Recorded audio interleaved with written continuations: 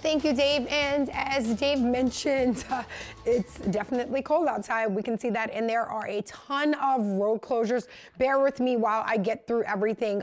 So if you're traveling across the metro area and you don't have to, please stay home. There's no need to travel today. Many areas are closed, and the interstate is closed in several areas. So you can see here I-12 from LA 1077 to Baton Rouge. That entire area is closed. We do see some congestion on the roadways as, excuse me, as cones are starting to be placed, but people should not be traveling on the interstate this morning, especially on I-12. You can see that the causeway is closed as well. So if you're traveling southbound or northbound, you are not able to travel on the causeway this morning if you're coming from the city or coming from the North Shore trying to travel to the city. I-55 in the state of Louisiana is closed if you're taking that as well, excuse me. Bringing it over to New Orleans East in the Slidell area, the twin spans are closed in both directions. So you can see the orange areas indicating that ice are on the roads and that we have that interstate closure. So you can make that a little bit easier to understand as I get through all of this. So as I mentioned before,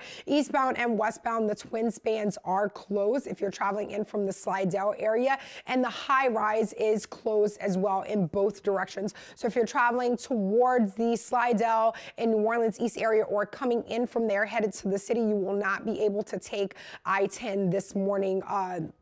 Excuse me, including the high rise. As far as the rest of the metro area, you can see anywhere where we see orange indicates that there's ice on the road and that we do have that road closure. So honestly, coming in from the Laplace area all the way throughout the city and traveling from Slidell towards the city, you will not be able to take the interstate this morning. So don't try. I personally traveled on the interstate this morning before they closed it, and it was very, very dangerous.